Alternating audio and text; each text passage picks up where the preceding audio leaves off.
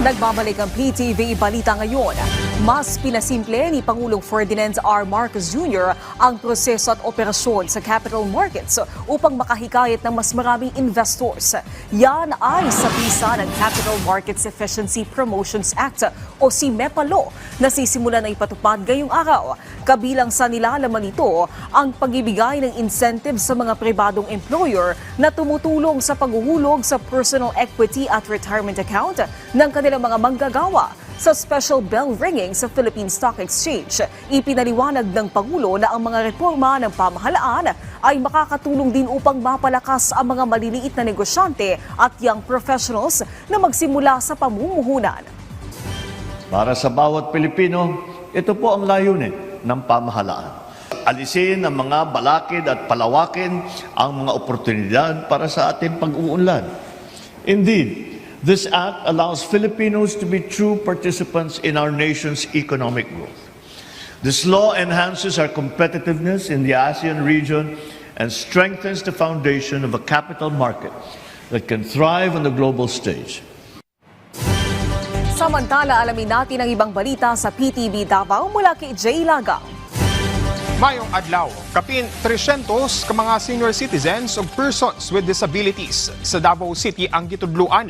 Sa mga angayan nga buhaton, matag masinati ang linog, baha ug uban pang mga katalagman. Kiniatol sa Emergency Preparedness Forum nga giorganisa sa usa ka pribadong sektor sa tabang sa interagency government offices.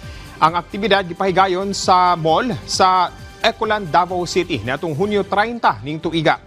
Busa sa pagpanguna sa Philippine Interagency Humanitarian Contingent, managlahing demonstrasyon ang gihimo sa Manalang kung masinati ang linog, ang pag-duck, cover and hold. Nga kinahanglan nga maggunit gayud ilawom sa lamesa isip safety measure.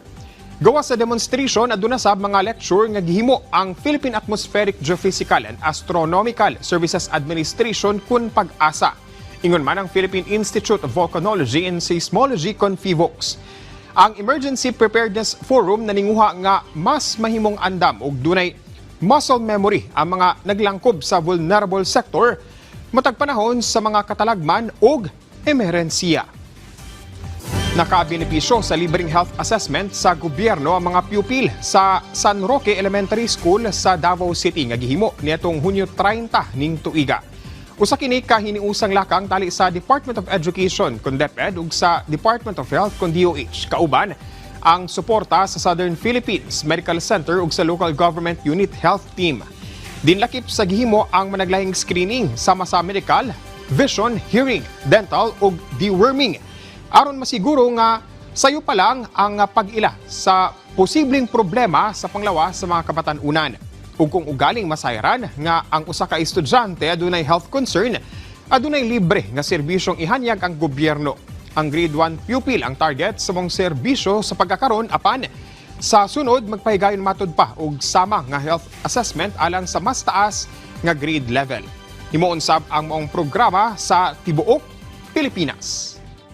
So ngayon, 1,900 plus actually sa buong region. Pero hindi yun ang importante. Gusto natin lahat halos eh. Pero sa ngayon, magsisimula tayo sa 1,900 plus muna and then later on, dahan-dahan natin gawin. Ug mokadto ang mga nagunang balita dinhi sa PTV Davao. Ako si Jay Lagang. Mayong adlaw. Daghang salamat Jay Lagang at yan ang mga balita sa oras na ito. Para sa iba pang update, i-follow at i-like kami sa aming social media sites sa @PTVPH. Ako po si Naomi Tiburcio para sa Pambansang TV sa Bagong Pilipinas.